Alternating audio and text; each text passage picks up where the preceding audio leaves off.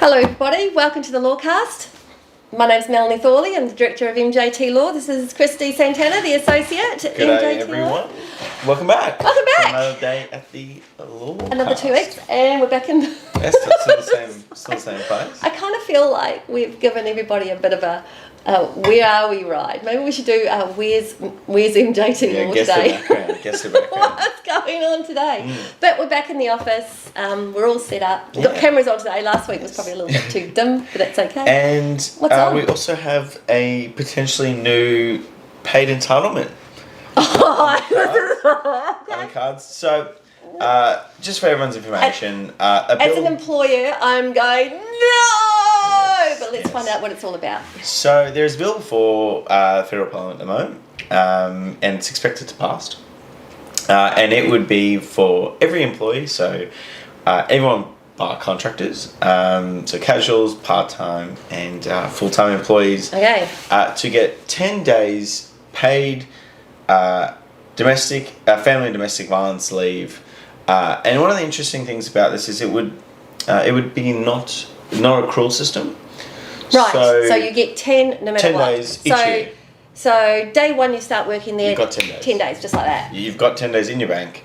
And I believe they want to use it as a calendar year. Now they're still, I think, working out whether that's calendar year or not. 5 they've already got unpaid? No, this would be in replacement. Right. So in replacement of the previous 5 unpaid. Okay, so days. now a full-time employee or part-time employee gets 20 days annual leave, 10 days sick leave, and now they also get 10 days domestic violence leave. So potentially an employee can be off work for 40 days, 8 weeks. 8 weeks. So they'll be at 8 weeks work of for a 10 months of the year. Yes. One of the interesting things as well, it's not prorated.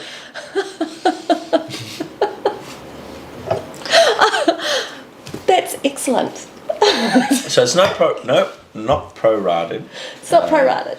So Okay, so they get it. you get the way that in broad terms they're putting it is you will get paid what you would have been paid but for the leave. So it's expected to pass, expected to probably come into effect probably early next year. They're going to stagger it from memory. Yes. It's a small business thing, right? Yeah, so it's expected for anyone bar small businesses in early next year, and for small businesses late next year. So it's looking like about October next year. But this is inclusive of the rises in pay. Not that everyone feels that they're getting pay rises, but the money's still going out of the employer's pocket, and including the superannuation rises, including the rises in actually getting supplies and stuff in the business. I love it. Well, it's the best thing that's ever happened to business. I suppose as a countering point, we should mention the rationale behind it, or at least the purported rationale, which is there was a committee put forward about 12 months ago, maybe 18 months ago. These are serious sides, this is what you're saying. Yeah, Yes. which came to say that the 5 days of unpaid was not achieving the goals it was intended, which was to allow essentially domestic violence victims to adequately seek refuge. So what was the problem with the 5 days? Was it the unpaid part or was it the 5 day part? It was both. Right. There were situations where victims were... the fact that they were being not paid was detrimental, especially considering a lot of them didn't have access to the bank accounts for which they were ordinarily accessing money from. Okay, so hang on here. If there's one bank account, their pay is going into it, and they're trying to access paid domestic violence leave and they can't access it, what's the point of paying them? It is I suppose what they're really looking to the victims to do is to change their bank account. Now that's a separate issue, I think, outside of employment, but yeah.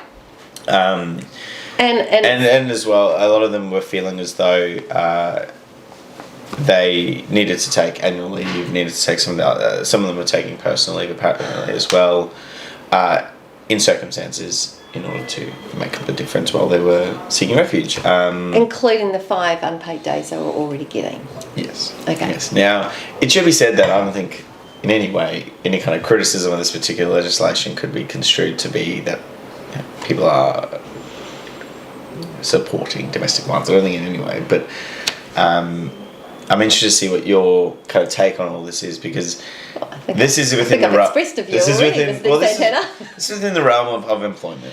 Yeah, look, and I just see so many there.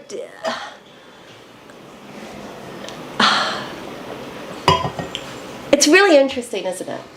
Because we all complain about having a babysitting society. Mm-hmm. You know, it's really draconian. We get watched for everything. We need a certificate for everything. We just can't get on with what we're doing. And this feels like more babysitting. And I get that there is domestic violence out there, and I'm absolutely not diminishing that. I'm absolutely not diminishing that. That is an incredibly destructive thing to anybody's life, and it's incredibly destructive to society and to employment. So let's just set aside that issue. So we've got a society who is now saying that we're giving you 5 days, that didn't work, now we're giving you 10 paid days. We're hoping that's going to work, but you're already getting all these other days. And I'm not necessarily talking about casual employees here, because they don't get paid for those days or get those days. I think there's some other issues we could solve apart from this one. If the issue is really we're trying to target the worker who is disadvantaged because they're casuals and therefore wouldn't have these days available to them, then let's look at how we deal with casuals in the workplace. If the it's not just this issue does not just manifest in domestic violence situations. That's this right. This is a situation where, particularly, we saw it in COVID. If we have a problem with people not being able to access money while they're suffering domestic violence, we have a social welfare system that could possibly actually just pay them. Yeah, and do it that way. I agree. What the government's trying to do is take the onus of the government to spend more money and therefore the budget look worse, and put that upon the employee to pay for it. Yeah. We are paying for the government's decision to fund this issue. Well, I don't like it. I don't mind the 10 days paid. What I do mind is that there are other ways we can fund this. Who pays? That does not mean the employer is disadvantaged, because let's look on the knock-on effect. I might be more inclined to employ men. Men have less domestic violence issues than women. I might be more inclined to employ women who have no children. They would be more inclined just to get up and leave because they don't have this trouble of having children in the household.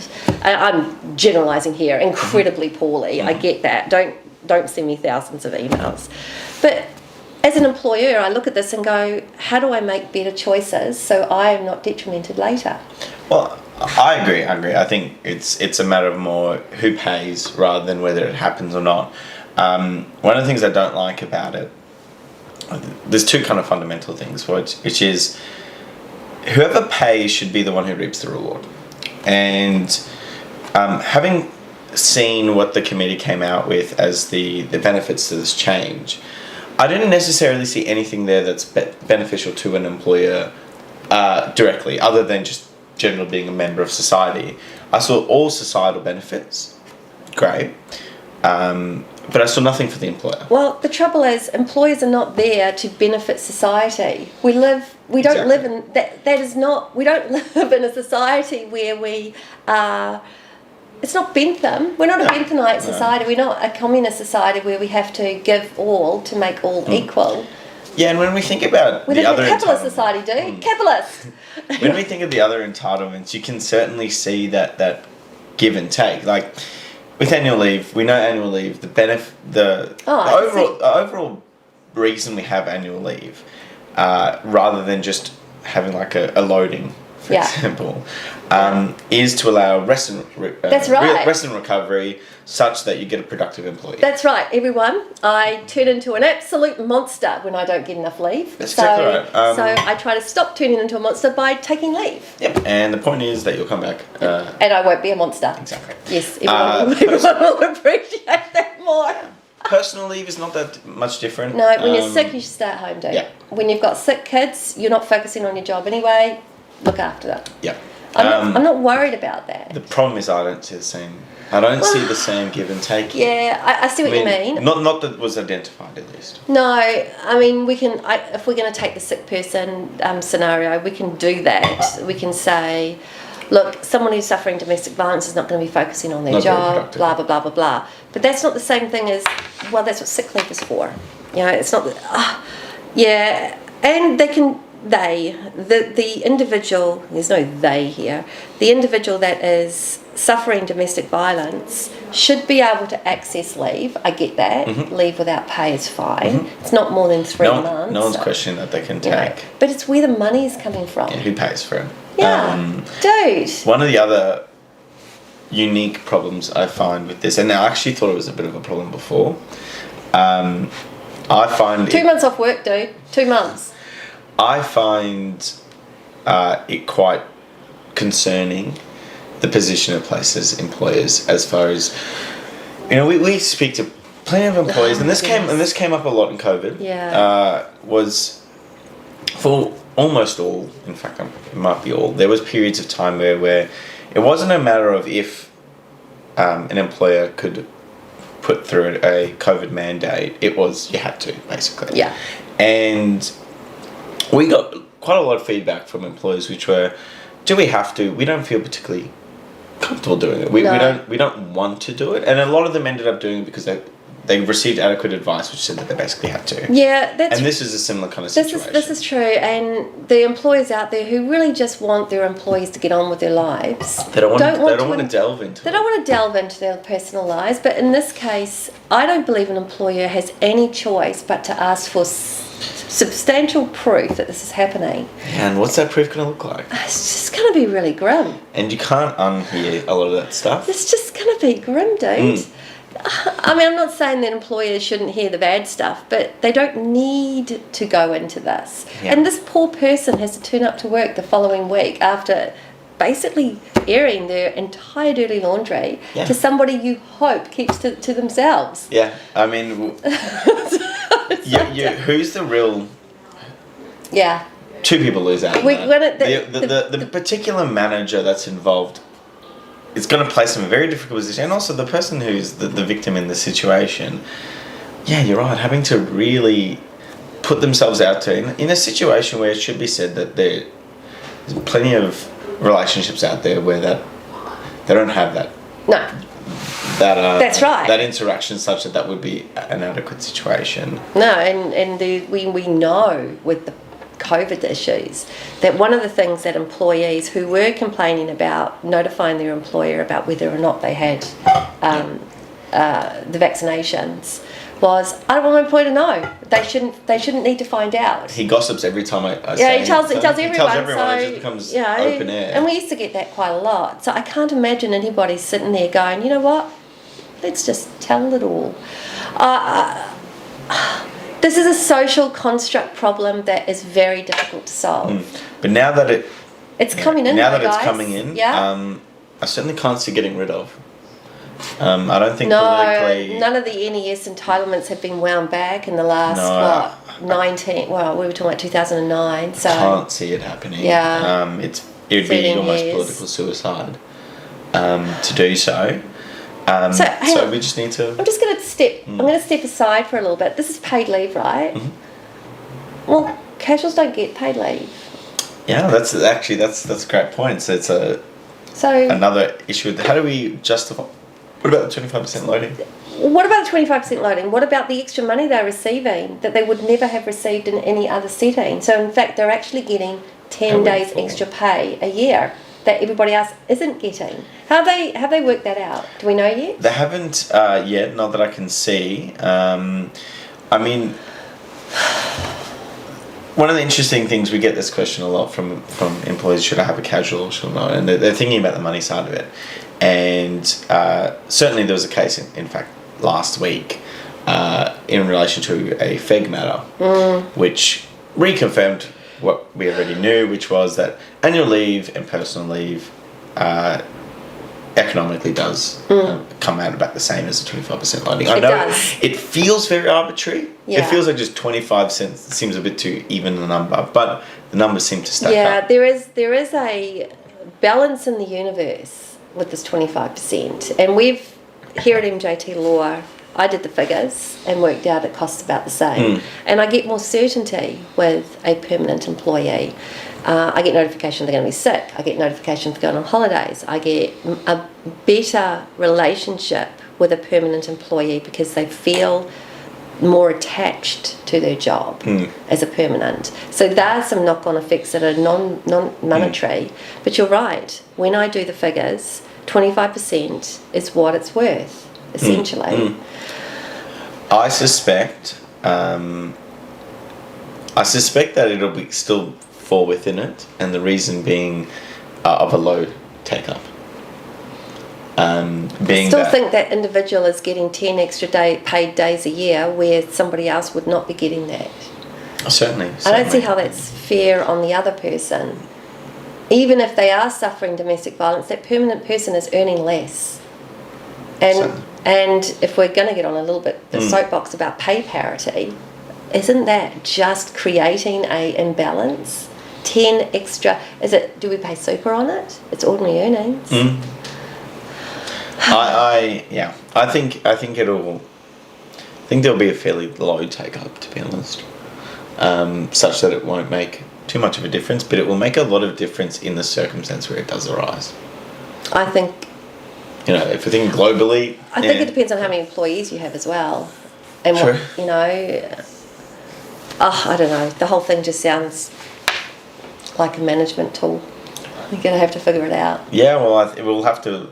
I think it's something for managers to now have to deal with. When it comes into play. I mean, I guess they could pull it. It'll be fine for the organisations that have got sophisticated HR departments because they're used to this sort of stuff. Yeah. But for the ones which are running fairly lean on that department, I think a lot more on a manager's table.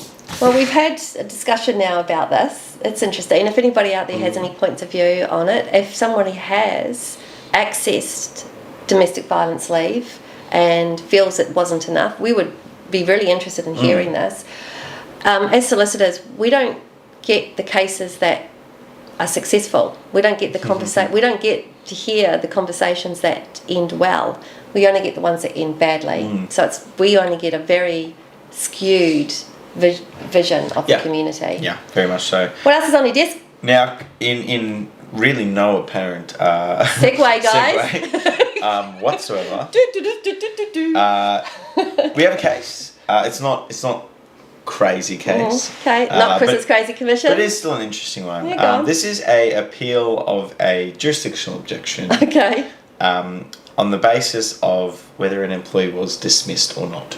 Right. Jurisdiction objections are put in place when there are some threshold questions allowing the employee to file an application to begin with. Yeah. And this one is, was the person dismissed? Yeah. And broadly, the test Did you say it's an appeal? It's an appeal of okay. So there's still a long way to go in this particular matter because the case is he wins, by the way. Right. The case has been heard. It was refused by the sounds of it, and he appealed it. Yes, he appealed it. And you just told us the appeal wins, but tell us about the case. So this case involves a guy who's working for a hotel company, and he has a bit of an altercation with his manager. Just for complete context, it was in relation to whether he needed to get a PCR test or not. Okay. And obviously they didn't get along because it's a COVID question. It was a particularly mundane issue which blew up, and the manager, his supervisor, says to him, "They're on the phone," and he, in an aggressive tone, says, "Delete my number." Hangs up. He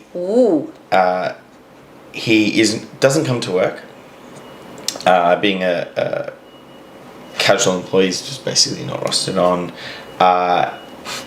no one reaches out to this particular employee. That was his last day as far as his pay is concerned. Okay. However, about a month later, he gets an email saying that he can go to a different hotel. The hotel being about 100 kilometers away. Saying, hey, happy for you to come on board here. Let us know if you're interested, that type of thing. And he originally lost. The commissioner was of the view that the phrase, delete my number, wasn't your fight. Wasn't conclusive enough Don't come to back to work. draw the inference that the employer no longer wanted to have any type of employment relationship with I can see where he's going with that. I certainly can. I can sympathise with that sentiment. I can certainly see it, but the full bench later kind of reversed the decision, and they really drew attention to what happened after. Okay. It was less to do with that statement as it was the fact that they never rostered him on, didn't pay him. There was no more contact. They just ghosted him. Essentially. Yeah. And I can certainly see where he's coming from. So hang on. Certainly see. When did he file the unfair dismissal? Because we've got a 21-day time frame too. He still got it on time. Okay. He still got it on time. Clever chap. And interestingly, the commissioners also draw the attention to one of the obvious problems is if they're saying he's not dismissed, and it's now been, and I apologise I don't have the dates, it might have been a couple of months by then, doesn't that draw the... What? Yeah. What about the money? Yeah. What about the owed wages? That shouldn't What happen? about me? It isn't fair. What about him if he was to just rock up to it's work my time tomorrow? and I want my share. Yeah. You can't have it both ways. Yeah. If he's not dismissed, he's still employed. Yeah. So go back to work. And the fact that they didn't challenge that and send him any type of disciplinary action for not rocking up to work. So was he rostered on though? He was. But they didn't really care that he didn't turn up. Care that he didn't turn up. And yeah, he won the case and the appeal. Yeah. Now it's back to a consideration, back to square one. So how appeals work, people in the commission, at least, is when the appeal is successful, the original person has to redo it, or the not original person? It won't be the original. So another commissioner needs to go back and hear the whole thing again, as if it was all fresh. That's not always what appeals are about, but in this particular circumstance it is. So this chap gets to agitate his claim again, which is really interesting because, just going on a small tangent because I know the time is getting low, is they can all do it so much better the second time round. Yes. They get another shot. Yes, they can. They can. So what do you think? Terminated, not terminated? I think terminated. Terminated, bro! I think terminated. Why not? I believe it. The fact, and I agree with their reasoning with this secondary thing. And it should be said, in fairness to the original commissioner, they did note that none of the witnesses were cross-examined. The evidence that was presented was wholly deficient. So basically, the case that was originally presented was crap. Yeah. So of course he made the wrong decision. I don't think the language was enough. Delete my phone, especially if you're in the heat of the moment. It sounds like this is a sort of environment where people are throwing language around anyway. Everyone's kind of used to it. I don't think that's enough. But never rostering him on and him not showing up and not really wondering where the hell he is. Not making any more contact. Would imply to at least the employee that they didn't care about whether he was there or not, therefore. Yeah. I find this a fundamental problem with casual employment though. This concept where you can kind of stop rostering on, but it is or isn't termination. This is a problem that pops up regularly. Far more regularly than people probably realise. And, as a kind of just base load piece of advice is to all our employer clients out there is to make a definitive end. Yeah. Whether we think it's lawful or not. Yeah. At very least. Here is your termination letter. Yeah. Even if it doesn't have the reasons your for last day is X. Or, why didn't you turn up to work? Get your butt-ski in there, dude. Yeah. I think... making decisions that decision on that day. No. I don't think. They just waited for him to not show up. Just and no decision? And just went, you know what? He didn't show up. I'm all good with that. Yeah. Maybe they could argue that he resigned by failing to turn up to his I suspect... his abandonment of employment. It's a better argument. Although, I mean, both were, I believe, self-represented, so, maybe they didn't identify that. But I think that would have been a better It's a good argument. rather than... Yeah, abandonment of employment. You didn't show up, dude. There is that concept of need to take reasonable steps to see if the person's still alive, but... And not contacting him and actually telling him not to contact you. Yeah, the whole thing's is a bit problematic. But that all said, I mean, that only gets him in the door. That's right. He doesn't even get the unfair dismissal over the line. That's still to be determined. Yeah, tricky. Well, that's everything I wanted to talk I've got about. nothing to say, people. So I think I've been offensive enough today. fair enough. No, so it's important to have productive conversations around these issues. It's worth having an alternative view that's maybe not necessarily the politically correct view as well, just to throw some things out there. Next fortnight is the week before I go on holiday. Yes. So I am taking annual leave. there you go. Rest and relaxation. Rest and relaxation. that we were mentioning before. That's right. Just. Okay, people, thank you for watching the LawCast. Loved to see you again. Please keep watching and like. Yes. I've been told to do that by my social media people. Like. Yeah, and then we'll put like the graphic. Yeah. You see. Yeah. I've actually never seen that filmed before, but it's a lot weirder when you see it without without the graphics. Anyway. Anyhow, all right. thank See you you for everyone. watching. See you in a couple of weeks. Bye.